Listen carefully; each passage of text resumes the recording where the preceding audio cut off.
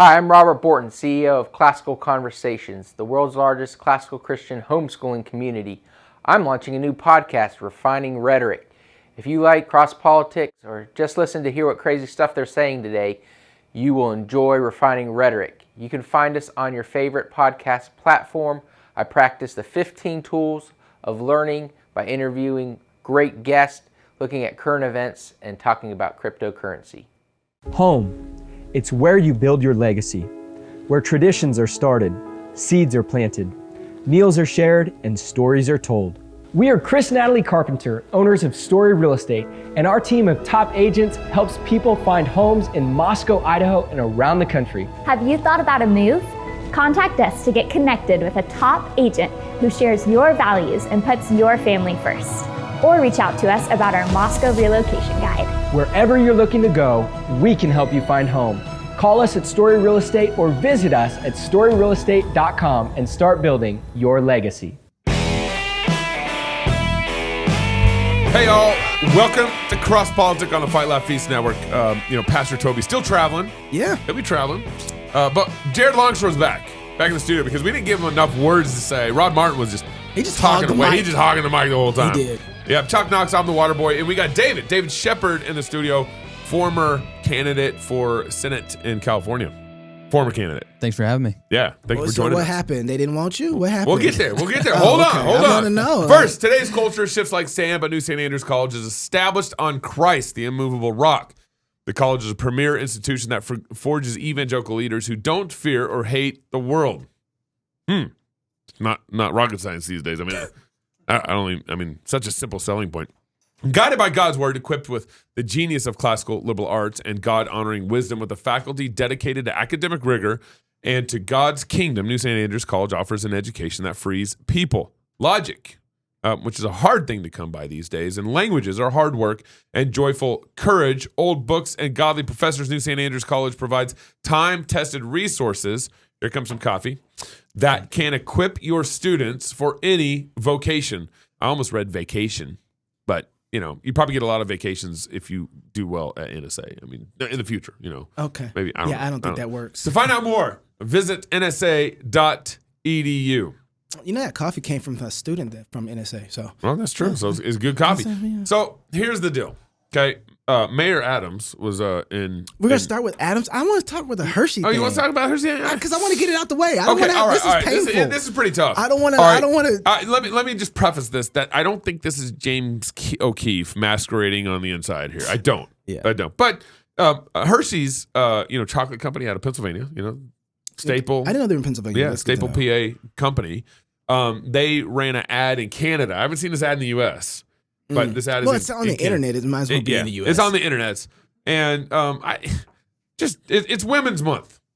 That's what it is. March. March is Women's Month. You have Black History Month, and then you have Women's Month in March. And I never got the memo that March was Women's Month, but yeah. I guess so. Anyways, roll the clip. My name is Faye Johnstone. I'm the Executive Director of Wisdom to Action. We can create a world where everyone is able to live in public space as their honest and authentic selves. See the women changing how we see the future at Hershey's Canada. Yeah. Authentic. That was, for those who are listening and couldn't see, it was a man dressed as a woman. Leading the wisdom for, what was it? Wisdom for I don't know. authentic change or something? I'm just disappointed in Hershey's right now. So as is our rule here on the show. He ain't gonna melt in your mouth, and I want to punch him in the face. I'm not touching that with a 10-foot pole. Okay, so melt in your mouth, not in your hands, punch, melt, boom. No, okay, I'd explain it. That's my bad. So you've been here before, so you kind of have to take second seat on this one. Our guest, David, hasn't been here before, so you get first right of refusal if you want to answer or respond to this clip. What's up with all these chocolate companies? I mean, it was M&M's, right? And now it's Hershey's. Right. Yeah. And it's like, what's up? I just want to eat chocolate. Just regular chocolate that's not branded woke, none of that. I just want chocolate. I mean, maybe we just have to buy locally and just, I don't know. You're a hater. Oh, I am. You're a hater. In some regards. I absolutely I'm jaded in life, right? Absolutely. I just lost an election, so yeah. And you're taking it out on chocolate companies. I'm taking it out on chocolate from here on out. When you think about it, one of the things that you've seen the homosexual movement do, LGBTQ movement do, is use jamming. And I didn't think about it until you brought it up. What's amazing about chocolate? Everything. Chocolate tastes good. Yeah. You don't have bad chocolate. You just have not too many people who don't like chocolate in exactly. America. And then you have, you have chocolate. Matter of fact, I've heard that chocolate is one of the few things that when we go through a recession does not change. Like people actually buy more of it because they need They're comfort. depressed a little bit. Right. And so it makes sense that they're jamming you with something that's good, right? Something that you enjoy that's actually a good taste. And I hear it has some good. It's depending on kind of chocolate you get. Don't take health experience. I mean, Starbucks kind of was doing this too. I mean, I feel like all these companies that are like, we know the consumers are going to have it no matter what, right? Like coffee, like you're not going to live without coffee. I'm drinking coffee right now. Right. It's 3:00 in the afternoon. I'm drinking coffee. I mean, chocolate you have all the time. Kids eat chocolate. I mean, it's just another form of just trying to jam you, right? Jam you. Yep. Yeah. So, that's really good. Think of all the men who've been platformed over women. All the men who've identified as women and have been platformed over women in their categories, in their own categories. So you had Bruce Jenner in the ESPY Awards. Woman of the Year. Woman of the Year. Vogue. Bruce Jenner was Vogue, front cover of Vogue magazine. And now you got this dude, a head of wisdom for authentic development or something at Hershey's. I forget the titles. Wisdom for something. And he's head over that. I mean, there's plenty more on the list. I can't think of any more right now. You took Pastor's spot. He was supposed to. Pastor, you had second right of refusal if you should choose, but Gabe is a rude host.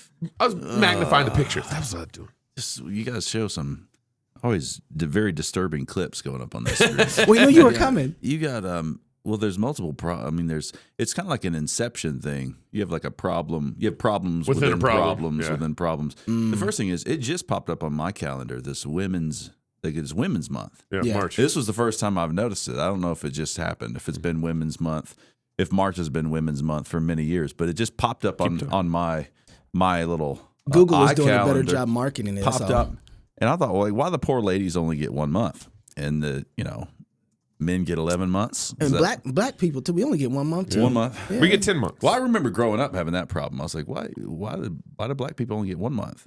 Okay, so Jimmy Carter in 1980 issued the first presidential proclamation during the week of March 8th for National Women's History Week, and now it looks like it's turned into a month. Good old Yimmy. 1987 is declared National Women's History Week by Congress.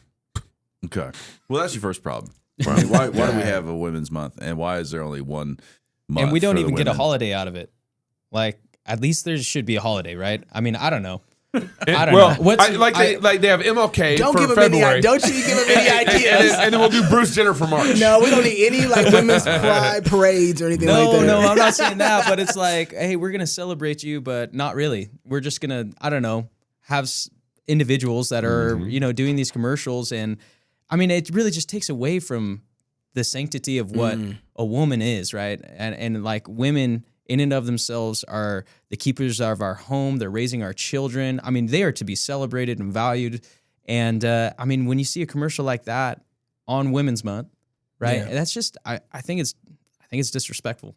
Yeah, actually saying a lot about this guy's mom too, right? Like he had a bad mom. Who did you? Yeah, he had bad parents. That's right. He's not celebrating. He's not screaming the praises of his mom at the gates. He's actually saying something else about his mom at the gates. Yeah. That's very wicked. Yeah. Right? Like this is bad. Go ahead, Pastor. Yeah. Well, that commercial is a resounding call to go find Carl Trueman's book, The Rise and Triumph of the Modern Self, where he talks about... last time we talked about that book on the show, it didn't go well for us, but I'm just saying. It did, actually. I thought it went really well. He didn't bring it up. I thought it went really well. I don't know what you're talking about. Total expressive individualism coming out of that commercial. He said... it's so bad. He said... I want to help women to be their true selves, whatever it is. All of that is like, so Truman hit that right on the head. So it at least will be a bit of a solace to you to understand why weird things like that happen in our days if you go read Truman's book. I'm actually surprised that a lot of women are going along with this stuff. I'm not, though. I mean, there's some that are speaking up in the sports world.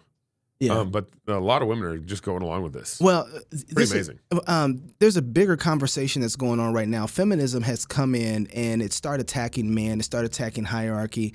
And you started seeing our women attack their man. You started seeing that. And now you have this. I think, though, when we see things like that, like in the garden, we see Eve bringing the fruit to Adam to eat. We should say, why are you so quick to void yourselves of biblical doctrine and obedience? Mm-hmm.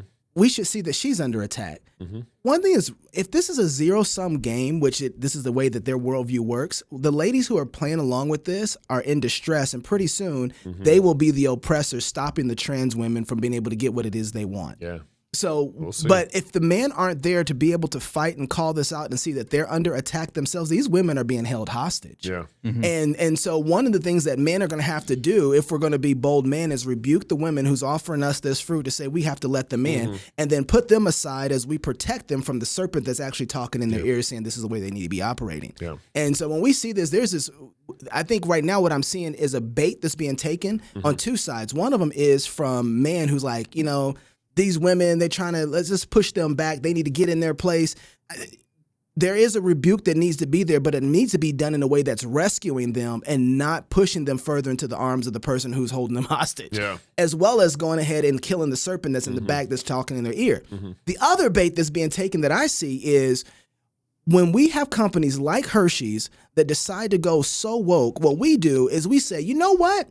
Doggone it. Let's go make a non-woke chocolate and let that be our brand. Yeah. We are going to do a non-woke chocolate. We don't do woke over here, but the chocolate tastes like boo-boo. And don't nobody want the chocolate. Tastes like poopy water. Why not just look, if this is the worldview that Hershey's is going to take, their chocolate is not going to be good for very long because all of their standards are backwards and upside down and inside out, and they're telling you where they're coming from. Now would be a great time for somebody to say, how do we make an amazing chocolate? Because the opportunity for chocolate is available, not because we want a virtue signal, but because chocolate can't maintain a good taste in God's world when you lose the reality of hierarchy. Right. When you lose what a man is, what a woman is, whatever you produce from that isn't going to be good for long. It's going to fall apart. And when you understand reality like that, it's like, oh, guys, it's time to invest in our own chocolate company. Well, you can't maintain the chocolate recipe. Well, we just the truth of the chocolate recipe, right? Well, what's a recipe? Exactly, now? right? Where's the truth of the recipe? So speaking of, you said, dirty water. I said that actually, you take my analogy of the poopy water thing? Mayor Adams. Eric Adams. Who did he replace? You guys remember what Mayor Adams De replaced? Blasio. Yeah. Hot dog De Blasio. We called him Hot Dog De Blasio on this show. And remember Hot Dog, we should have brought this clip in. Remember Hot Dog De Blasio during the pandemic eating a burger and fries and saying, hey, if you get vaccinated, and he's munching in the mic. This is a good burger. We'll give you a free burger. It was tough for him because he had to fight against Cuomo, who was like, he was getting Emmys. Yeah. We didn't even like a daytime Emmy. Cuomo won an honorary Emmy for how he handled the COVID pandemic. Yeah. Anyways, Mayor Adams, he's a black brother, and the dude can preach. He was at the you don't think so? Because you kind of looked at me like, no. The dude was at the interfaith prayer breakfast. Was this last week? He hosted it? Yeah, February 28th. And usually it's in March. So usually governors host some sort of prayer breakfast around March time. Our governor did it or is doing it this weekend or something. So it's kind of that time. Is ours interfaith too? No, ours is just a prayer breakfast, but I'm sure they tip the hat to interfaith. I don't know how they I don't know how these governors not do it with their spineless backbones. But anyway, here's Mayor Adams preaching at this interfaith prayer breakfast in New York. The synagogue is the gym. The church is the gym. The Sikh temple is the gym. The mosque is the gym. You are there for training. You're not there to leave your best worship in the gym. Because if we are bringing our best fight in the ring, we would not have homeless in this city. We would not have a crisis of domestic violence. We would not have children, because when we took prayers out of schools, guns came into schools. So The reflection point of today, when we do an analysis of these annual coming together, is to state, are we leaving our best fight in the gym? I'd like to know when prayers to Allah existed in American schools. Well, then preach, preacher. Go ahead and preach then. If you're going to preach. You just ask that question and leave it there? If you're going to preach. What else you got to say? Well, yeah, it's a fascinating clip because when kind of a Kuyperian all of well, I guess you can't say all of Christ because it's a all the gods all the life, all of the gods, all the gods for all the life finds its way to the New York prayer breakfast. Yeah. I guess this is a sign of the times. That's good. I'm glad that people are thinking this way, but that he's thinking this way is really a sign that a lot of people recently are recovering this Kuyperian all of Christ, Lordship of Christ. You think he is? Well, I mean, that's what's happening. I mean, you see how far behind evangelicals are. We're just discovering it now, but if the mayor here already has it, then we've got a long way to go. But you have the massive problem of he's talking about the mosque is the gym and all that. So. Polytheism. Now, hang on here. David, he's not done you yet. want to say to this? Go ahead. I have a couple of initial gut reactions when I hear guys get up and talk about the gospel and they're just so sullied in politics, right? And not to say that, politicians shouldn't be bearing their faith out. I mean, I would love to see more believers run and everything like that. But I mean, Raphael Warnock, and just that whole type of we're going to try to infuse this type of culturalism into our faith and our public policy. It comes off as inauthentic. I just immediately hear this and I'm like, you're a dirty politician. You know what I'm saying? And I just don't buy it. I don't. Interesting. So I agree. It can come off very inauthentic, especially when conservatives are talking that way, because I know they don't mean a damn thing when they talk about God and how they. And you think Democrats do? I think he believes more about his convictions than most conservatives do when they talk about God in their politics. 100%. 100%. Because at least he's claiming, hey, well, actually, let's play a couple more videos to get to this point. All right. Well, we could find out quick if we went back to the book of Genesis. You all have the Ark, your events coming up at the Ark. Yeah. And we could go back to that time and consider Genesis 9, which says, man sheds blood, his blood shall be shed. Yeah. And since we're in the gym, we want to bring that Genesis 9 out of the gym. Yeah, we are talking about New York. Into New York. Yeah. We want to bring that principle out into New York and see if he's game for that.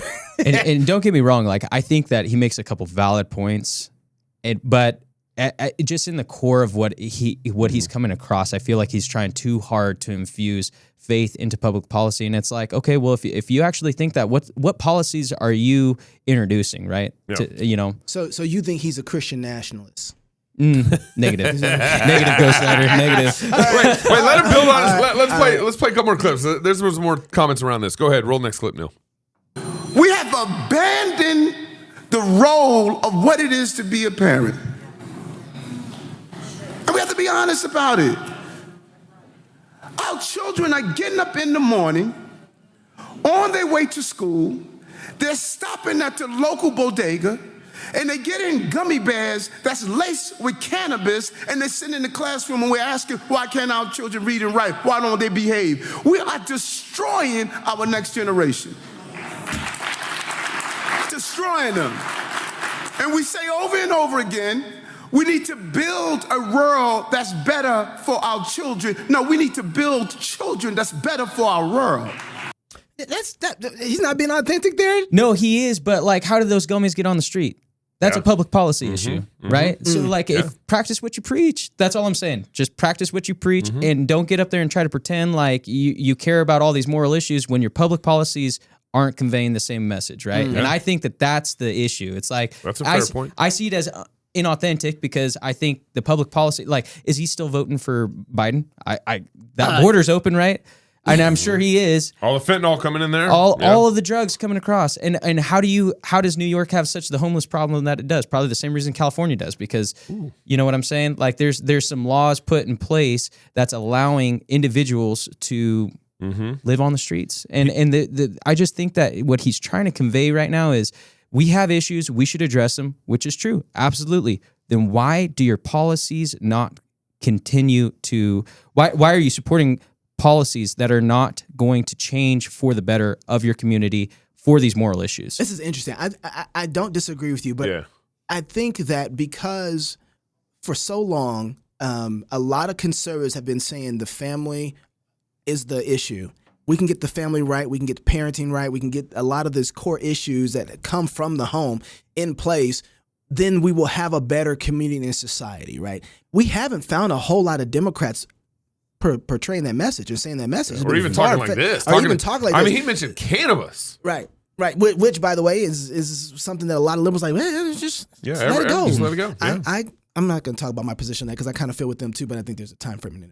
Yeah, when you're a slave, you can't have the things. Yeah, you don't want to give freedom. slaves access. Right. Anyway, but so there is a lot of what we could even do to try and get somebody like AOC to come this far in would be, I think we consider a huge win, right? To say AOC is like, you know what?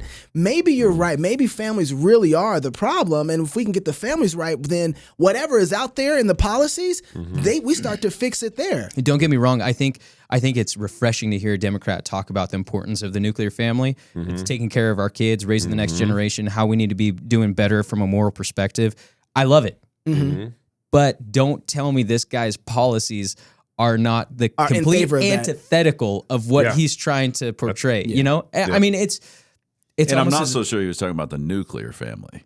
That would be well, an interesting question. That would be a bit far. He was probably talking about the same kind of family he was. To whatever your point, family to it your is, point, they got to have kids. He's probably talking some kind of family from the Hershey commercial, probably. Or where they can get their kids on a barcode. Yeah, one of those kind of families. Yeah, like he's got. He's talking. What you're suspicious of is just right because he's talking about the family the same way he was talking about religion in the first clip. You make a good point. Anybody who can have. Here's what I'm trying to say. Some of our problems and the things that we're dealing with are so simple, even an idolater can get it.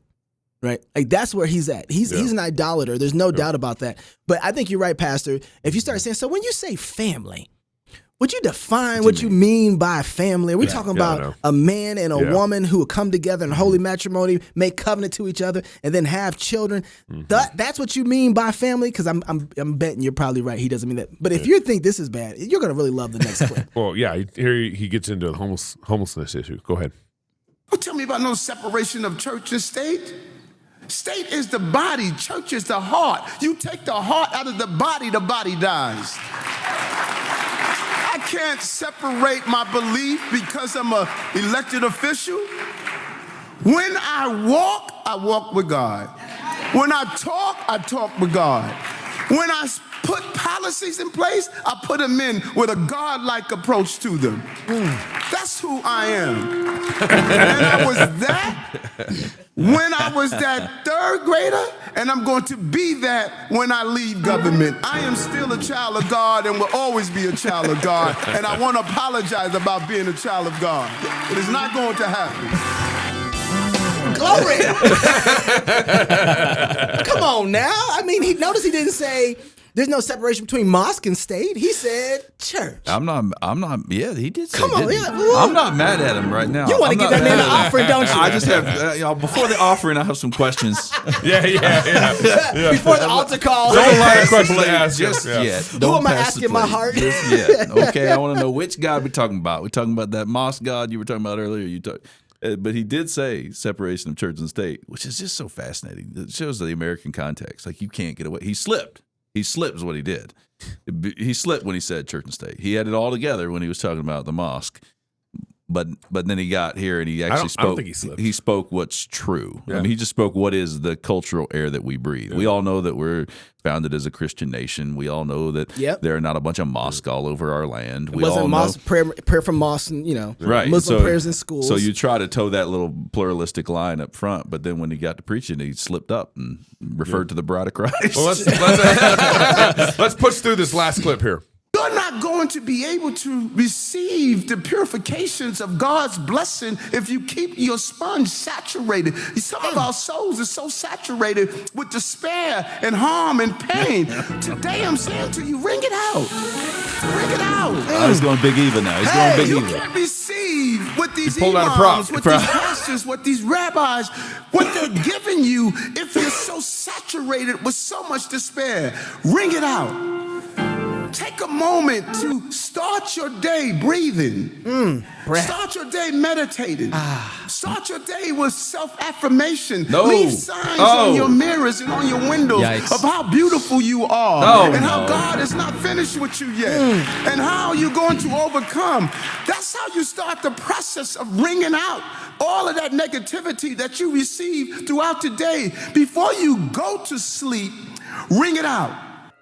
Ring it out. If something bad happened to you, you need to ring it out. I'm sorry, man. I got so excited by his flow that I forgot what he was even saying. They don't flow like he said. Rabbis, they don't flow like that in the synagogues. This is straight black church and Southern Baptist type of preaching. There's no doubt. David, go ahead. You know, I just look at this and I see someone who's struggling so hard to try to reach the Christian. I don't know. New York's kind of it's a big place, right? So I'm sure that there's really solid believers that live in New York City. I'm sure that there's a couple. Yeah, I'm sure that's getting Sodom and Gomorrah levels there, but yeah. Well, I mean, but you know, like, well, I come from California, man.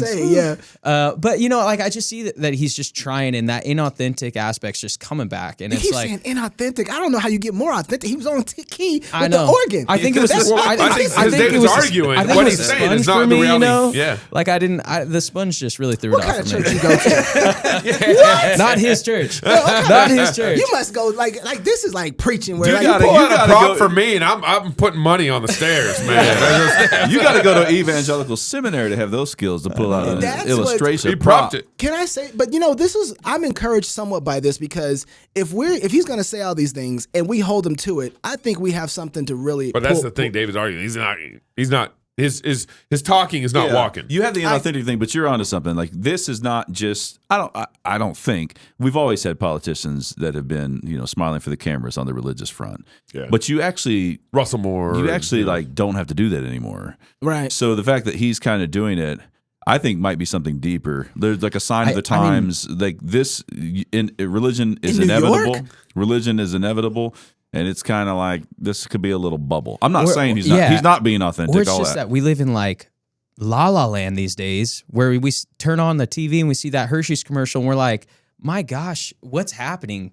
And even the people on the far side are saying we've gone too far. And I think maybe he's just trying to attract that middle ground because he knows his party is too. I mean, like look at Elon Musk, right? Like he put up on his Twitter a long time ago, and it's like the dude's traditionally a liberal, but the meme has himself as a little stick figure, and then way off over to the left is what the liberals have done. And he's like, I was here, and the party was here, and now they're way over here. You know what I'm saying? And I think that you're just going to see more individuals coming up. I mean, in a sense, I would say Bill Maher is a great example. Yeah, in a sense, you have candidates that have traditionally done this, even though their party has gone way over, but they're the electable ones.